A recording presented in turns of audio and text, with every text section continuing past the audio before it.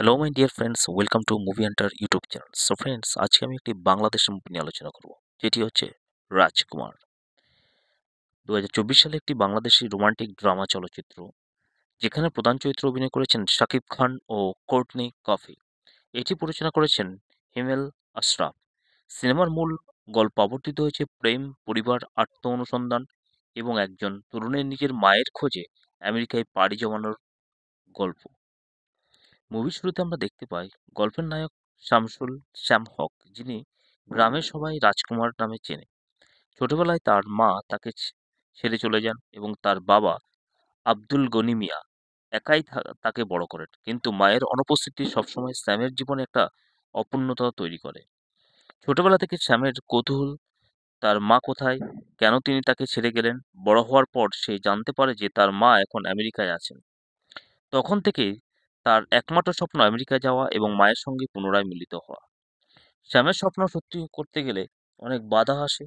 গ্রাম থেকে শহরে এসে সে আমেরিকা যাওয়ার ব্যবস্থা করার চেষ্টা করে, কিন্তু তার কাছে নেই পর্যাপ্ত টাকা বা যোগ্যতা। অনেক চেষ্টার পর অবশেষে সে একটি স্টুডেন্ট হিসাবে আমেরিকায় পৌঁছায়। নতুন দেশে এসে সে নানা চ্যালেঞ্জের সম্মুখীন হয়। ভাষার সমস্যা, নতুন সংস্কৃতি, অর্থ টানাপোড়েন। তবুও সে কখনো আশা ছাড়ে না। এই সময় তার পরিচয় হয় জুলি নামের এক আমেরিকান নারীর সঙ্গে, যে তাকে বিভিন্নভাবে সাহায্য করে। জুলির সঙ্গে স্যামের ঘনিষ্ঠতা বাড়তে থাকে এবং ধীরে ধীরে তাদের মধ্যে এক নতুন সুন্দর বন্ধুত্ব প্রেম সম্পর্ক গড়ে ওঠে। স্যাম তার মায়ের খোঁজে করতে গিয়ে জানতে পারে যে তার মা এখন অন্য একটি পরিবার নিয়ে আমেরিকায় সুখী জীবনযাপন করছে। তিনি নতুন এক ব্যক্তিকে বিয়ে করেছেন এবং তার আরও সন্তান রয়েছে।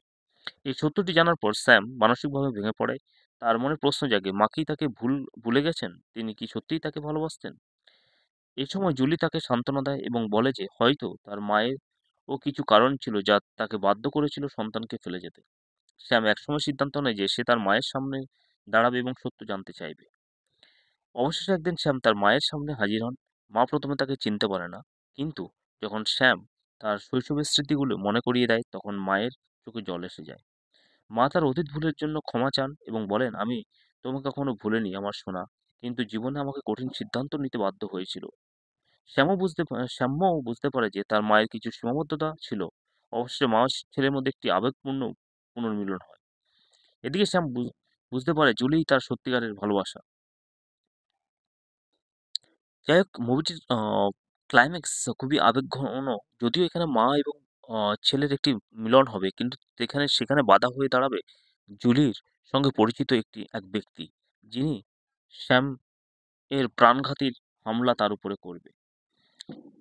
স্যাম ক্লাইম্যাক্সের ক্ষেত্রে যদি আমি পুনরালোচনা করি, তাতে দেখা যায় স্যাম অনেক চেষ্টার পর অবশেষে তার মায়ের সন্ধান পায়। তিনি এখন আমেরিকায় নতুন পরিবার নিয়ে বসবাস করছেন এবং তার আরো কয়েকটি সন্তানও রয়েছে। স্যাম দ্বিধায় পড়ে, সে কি তার মায়ের সামনে যাবে যদি মা তাকে অস্বীকার করে, যদি তিনি তাকে দেখতে না চান। তবে নিজের পুরো জীবন ধরে যাকে খুঁজছে তাকে একবার সামনে না দেখে শ্যামের মন মানছে না। একদিন সে তার মায়ের বাড়ির সামনে যান এবং দরজায় কড়া নাড়ে। মা দরজা খুলতে এক মুহূর্তের জন্য তারা দুজনে হতবাক হয়ে যায়। মা প্রথমে শ্যামকে চিনতে পারে না, কিন্তু যখন শ্যাম তার শৈশবের কিছু স্মৃতি মনে করিয়ে দেয়, তখন মায়ের চোখে জল বা অশ্রু ঝরে পড়ে।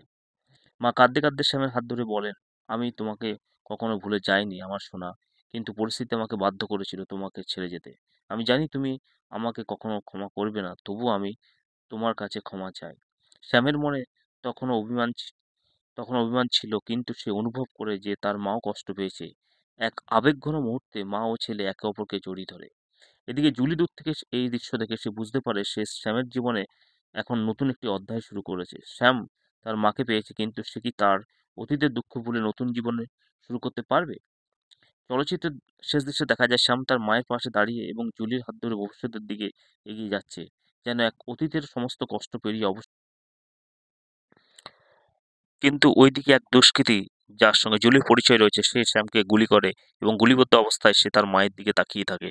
এভাবেই সিনেমাটি একটি আবেগঘন দৃশ্যতে মুভিটি শেষ হয়।